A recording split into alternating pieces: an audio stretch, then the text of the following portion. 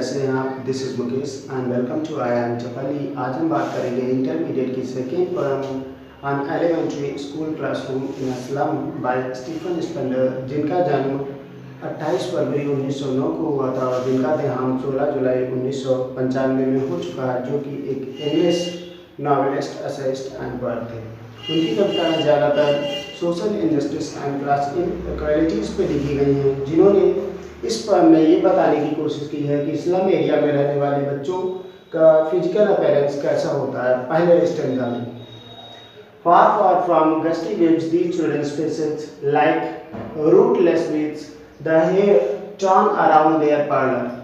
उन्होंने ये बताने की कोशिश की है गस्टी वेव्स मतलब बहुत ही तूफानी तरंगे, यहाँ तक कि हवा के झोंकों से दूर दूर तक इन बच्चों के चेहरे जो हैं वो रूटलेस बीट्स का मतलब है जो उखाड़े गए खरपतवार हैं, जिनकी जड़ें सूख गई हैं, जो जड़ के नहीं हैं और वो मुरझाए हुए हैं। उसी तरीके से इनके जो चेहरे हैं वो मुरझाए हुए हैं और मुरझाए हुए चेहरों पर उनके बाल बिखरे हुए हैं। The tall girl with her weighed down head, और उसी क्लास में एक लंबी लड़की है जो कि सिर झुकाए बैठी हुई है। शायद वो बहुत ही परेशान है और वो गरीबी के कारण उदास है। The paper ceiling boy with right size, और एक लड़का ऐसा है उस क्लास में जो पेपर के समान, पेपर से उसका कंपैरिजन किया गया, जो पेपर के समान बहुत ही दुबला है और उसकी आंखें बहुत बड़ी बड़ी हैं।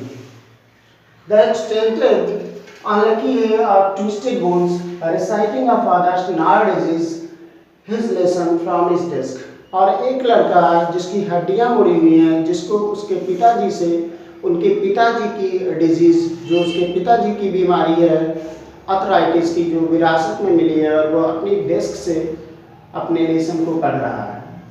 At back of the dim class, one unnoted, sweet and young, और वहीं पर एक लड़का जो है, जो छोटा है, प्यारा बच्चा जिस पर किसी का ध्यान नहीं जाता, वो क्लास के बैक साइड में बैठा हुआ है। His eyes live in dream of squirrels in tree room other than this, और उसकी आंखें जो हैं सपनों में रहती हैं, यानी कि वो गिलहरी के उस खेल के बारे में सोच रहा है जो गिलहरी पेड़ पर खेलती है, और सिवाय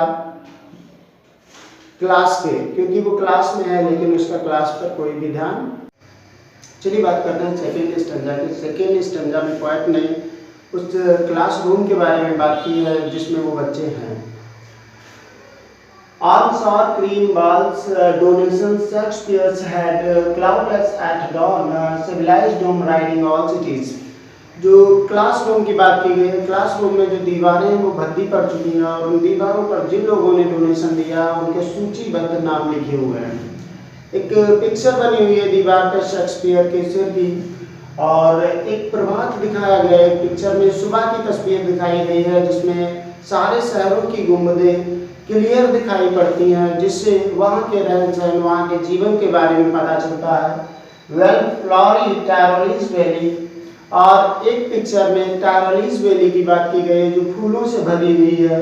open handed map awarding the world it's word, और एक बिना स्केल के बनाया हुआ मैप है, नक्शा बनाया हुआ है जिसमें संसार में छोटे छोटे देशों को बांटा गया है। And yet for these children these windows not this world all world, फिर भी जो मैप पे संसार दिखाया गया, जो मैप में देश बताए गए हैं, इन बच्चों के लिए वो संसार उनका अपना संसार नहीं है। उनके लिए वो छोटी खिड़कियां ही उनका अपना संसार है। Where all their futures painted with a fog, और जहाँ पर उनका पूरा का पूरा भविष्य निराशा से पुता हुआ है। A narrow street sailed in with a lead sky far from rivers, capes and stars of words, और जिस गली में वो रहते हैं वो नेरो स्ट्रीट है, वो सकरी गली है और उनका संसार वहीं तक सीमित है। उनका संसार, वास्तविक संसार, नदियों के संसार, चोटियों के संसार से बिल्कुल भी अलग है, और वो वहाँ पर उनके लिए नदियाँ और पहाड़, चोटियाँ उस असंभव चीज़ के समान है जिनको वो टच नहीं कर सकते, जैसे कि वो आसमान और तारों को टच नहीं कर सकते।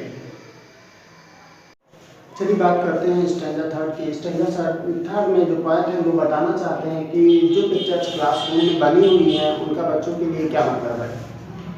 Surely Shakespeare is wicked and the map a bad example with the ships and sun and love tempting them to steal।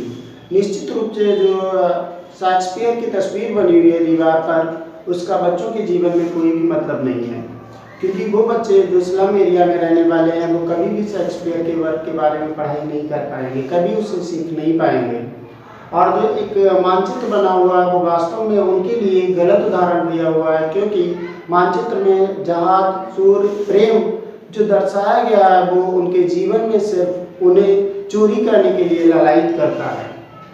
For lives that slyly turn in their cramped holes from fog to endless night। और उनका जो जीवन है, जो उनके छोटे छोटे घरों में है, जो झोपड़ियों में उनका जीवन है, वो धुंध से अनंत अंधकार की तरफ बदल जाता है।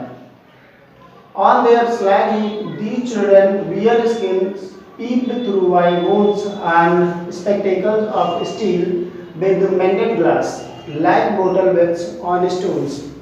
और जो ये बच्चे हैं जिनका शरीर एक भद्दा शरीर है और स्लैग हीप जो कूड़े के ढेर के समान शरीर है, और उस शरीर में जो वो हड्डियां हैं उनकी वो त्वचा से बाहर आती हुई प्रतीत होती है, त्वचा से बाहर झांकती हुई प्रतीत होती हैं। और ये बच्चे जो कि चश्मा जो लगाते हैं वो चश्मा सही किए हुए ग्लास का लगाया गया, और वो चश्मा ऐसा प्रतीत होता है जैसे कि पत्थर पे कांच के टूटे हुए टुकड़े हों। All of their time and space are fauji slum। और उनका जो भी अपना समय है, जो भी उनका स्थान है, वो सब गंदी बस्ती ही है। So blot their maps with slums as big as doom। इसीलिए जो मैप है उसे गलत एग्जाम्पल के रूप में बताया गया है, क्योंकि उनकी जो बस्ती गंदी है और जो बर्बादी उनकी बस्ती में उसे मैप में सही से उसी तरीके से दर्शाया जाना चाहिए। चलिए बात करते हैं फोर्थ स्टैंजा की। फोर्थ स्टैंजा में हमारे कवि क्या बताते हैं। आलस गवर्नर, टीचर, इंस्पेक्टर, विजिटर। जब तक कि गवर्नमेंट का कोई भी अधिकारी, गवर्नर, शिक्षक, विजिटर या इंस्पेक्टर आकर वहाँ पर बच्चों की देख रेख नहीं करेगा, उनकी हेल्प नहीं करेगा, तब तक वो बच्चे अपनी गंदी बस्ती में ही रहेंगे और उनका जीवन अंधकार में और निराशा में ही रहेगा। This might becomes their window and these windows that shut upon their lives like catacombs। और जब तक कि जो मैप दीवार पे बना हुआ है वो मैप उनकी खिड़कियां नहीं बनेगा, या जब तक कि जिन खिड़कियों ने, जिन एलिमेंट्री स्कूल की खिड़कियों ने उनके जीवन को कब्र के समान बंद कर रखा है, break O break open till they break the town. तो कभी कहते हैं कि उन खिड़कियों को तोड़ दो, और तब तक तोड़ दो जब तक कि शहर न दिखने लगे। And show the children green fields and make their world run azure on gold sands। कभी कहते हैं कि बच्चों को बाहर जाने दो, हरियाली देखने दो और उनको सुनहरी सैंड पर टहलने दो, दौड़ने दो। And let their tongue run naked into books। और उनकी भाषा में उनकी किताबें उन्हें पढ़ने दो। And the white and green leaves open, history is there whose language is the sun।